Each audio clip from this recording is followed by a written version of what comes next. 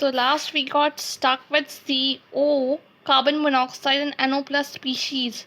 These two species are isoelectronic with nitrogen, यानी कि दो isoelectronic are such species जिनमें number of electrons same होते हैं with the nitrogen, है ना. However, the difference is that the nitrogen all bonding and anti-bonding orbitals are equally spaced होती हैं, है ना. जबकि ये दोनों CO और NO प्लस हेट्रोन्यूक्लियर स्पीशीज़ हैं जिनमें bonding orbitals would be like closer to more electronegative obviously oxygen होगा तो उसके पास होंगे. और जबकि ABMO anti bonding molecular orbital कहाँ होंगे, will be place more concentrated towards the less electronegative atom carbon और नाइट्रोजन.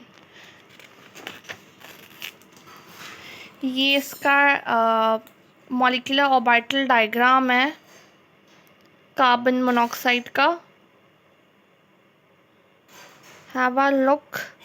ये सब तो बनाने से ही आएगा, ये सब मैं याद नहीं करा सकती. अगर आपको नंबर ऑफ इलेक्ट्रॉन्स पता है और स्पेसिंग पता है तो you can make it very easily.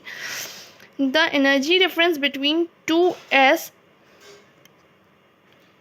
Orbital carbon and oxygen is large at very little overlapping, बहुत कम overlap. Thus sigma 2s and sigma star 2s may be assumed to be the lone pair of the electron on oxygen and carbon atom respectively. Sigma pz forms sigma bond and pi px as well as pi py, two pi bonds between these atoms. तो इस तरह से CO में carbon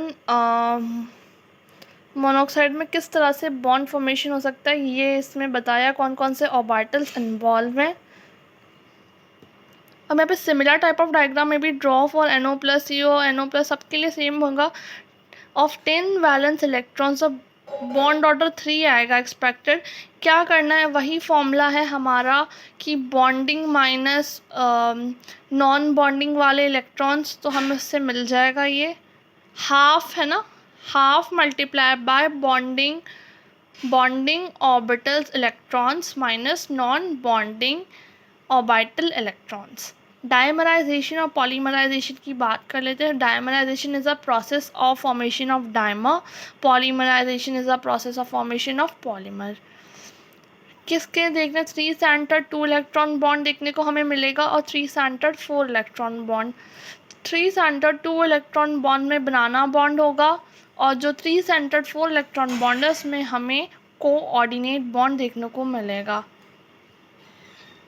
इसमें B2H6 diborane, BeH2 का whole twice, BeH2 का whole n और Al2CH3 का होल 6, है ना. Al2Cl6 आएगा इसमें 3 सेंटर 4 BeCl2 का होल ट्वाइस और BeCl2 का होल n, है ना. 3 सेंटर 2 इलेक्ट्रॉन बॉन्ड की बात कर लेते हैं. B2H6 डायबोरेन, इसे डायमर ऑफ बोरेन बोलते हैं. 2 BH3 मॉलिक्यूल्स के कंबाइन होने से बनता है डायबोरेन.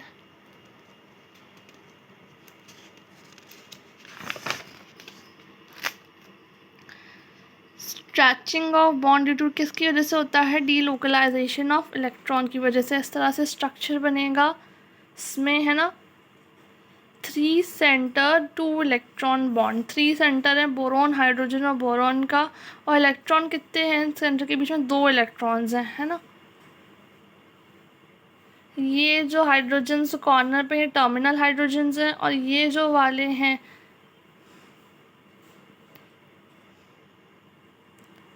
ये बॉन्डिंग हाइड्रोजन्स है ना. ये sp3 नॉन प्लेनर आएगा. Total number of valence electron total electron deficient molecule आएगा. और जो ये बोरॉन और टर्मिनल हाइड्रोजन के बीच में 2 सेंटर 2 इलेक्ट्रॉन बॉन्ड है ये, है ना. कितने देखने को मिलेंगे 2 सेंटर 2 इलेक्ट्रॉन बॉन्ड, 4, 1 2 3 और ये 4, ठीक है. In diborane substitution reaction takes place in which 4 terminal hydrogen ये रिप्लेस हो जाते हैं, ठीक है. और ये जो मतलब जो बोरॉन के साथ बॉन्ड फॉर्म करें बीच वाले ये नहीं होंगे रिप्लेस, सिर्फ ओनली टर्मिनल हाइड्रोजन का ही रिप्लेसमेंट होगा. In diborane 6 atoms are present on the plane. 2 bridge atoms होते हैं और बाकी जो perpendicular below the plane present होते हैं अबव और बिलो द प्लेन. ये प्लेनर sp2 हाइब्रिडाइज स्ट्रक्चर है BeH2 का. 3 सेंटर्ड 4 इलेक्ट्रॉन्स की बात करते हैं. Al2Cl6 it is a dimer of AlCl3 का डायमर है. हाइब्रिडाइजेशन sp3 नॉन प्लेनर हो जाएगा, ऑक्टेट कंप्लीट है, AlF3 can not be formed, नहीं बन पाएगा, आयनिक नेचर का होता है, 3 centre 4 electron, 2 dimer as it is a ionic compound. ये क्यों नहीं बन पाएगा AlF3? क्योंकि आयनिक कंपाउंड है, 2 सेंटर 2 इलेक्ट्रॉन्स के कितने बॉन्ड होंगे? 4, और 3 सेंटर 4 इलेक्ट्रॉन्स के 2 बॉन्ड्स हमें देखने को मिलेंगे इस स्पीशीज़ में। तो अब गाइस नेक्स्ट से हम लोग स्टार्ट करेंगे यूनिट 3। अब तक आप लोगों को जितना बताया गया है उतना रिवाइज़ करें, आगे से मैं यूनिट 3 को और हाइब्रिडाइजेशन वाले पार्ट को कंटिन्यू करूँगी।